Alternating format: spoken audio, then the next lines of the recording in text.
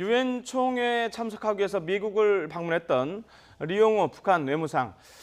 생각보다 원래 예정됐던 것보다는 1시간가량 늦었는데요. 조금 전에 일단 기자회견은 했습니다.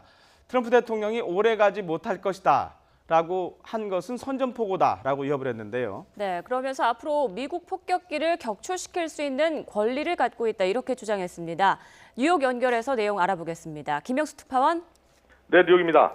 자, 지금 회견이 상당히 늦어졌는데요. 우선 회견 내용부터 정리를 좀 해주시죠.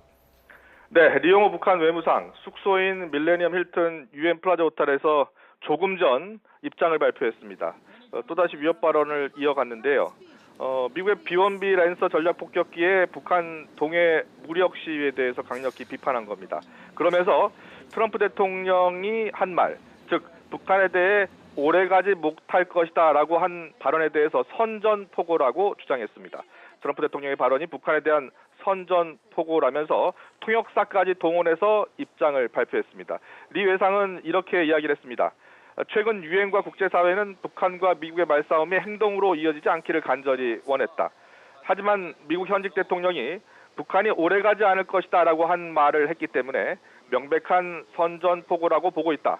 또 지금 유엔 총회에 참석하는 성원국가 전 세계는 미국이 먼저 선전포고를 했다는 것을 똑똑히 기억해야 할 것이라고 말했습니다. 그러면서 유엔 헌장에는 개별 국가의 자유권, 이 자유권을 인정하고 있다며 미국이 선전포고를 한 이상 앞으로는 미국의 전략 폭격기가 북한 영해를 넘지 않더라도 임의적으로 쏘아 떨어뜨릴 자위적 대응 권리를 보유하게 됐다라고 주장했습니다. 마지막으로 누가 오래 가는지는 그때 가면 알 수 있을 것이다 라면서 말을 남기고 기자회견을 마쳤는데요. 리 외무상은 사실 앞서 유엔 총회 연설에서도 트럼프 대통령이 국제평화의 위협이다라고 강력히 비판했었고요.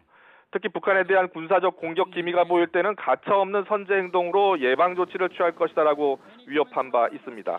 또 김정은 위원장의 초강경 대응 성명이 나왔을 때는 태평양에서 수소폭탄 지상 실험을 하겠다라고 또 위협한 적이 있었습니다.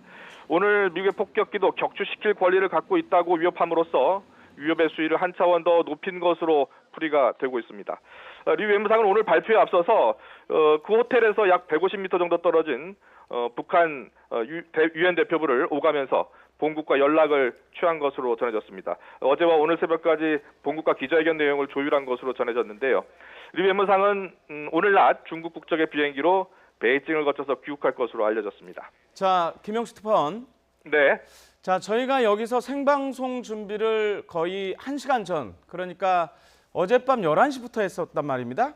근데 네. 상당히 늦어졌어요. 그래서 저희는 처음에 혹시 그 평양시, 그러니까 우리 한국보다 30분 늦은 평양시 아니냐 이런 생각까지 했었는데 혹시 늦어진 이유가 취재가 좀 됐습니까? 네, 리 외무상이 오늘 기자회견을 한다는 사실은 뭐 따로 입장을 몇 시에 발표하겠다라고 말한 것은 아닙니다. 다만 리 외무상이 오늘 공항으로 가기에 앞서서 몇몇 참사관들이 호텔 밖으로 나와 짐을 나르는데요. 짐을 나르면서 기자들이 언제쯤 입장을 발표할 것입니까? 라고 물어보니까 한 10시쯤, 그러니까 이곳 시간으로 10시쯤이니까 한국 시간으로는 밤 11시죠.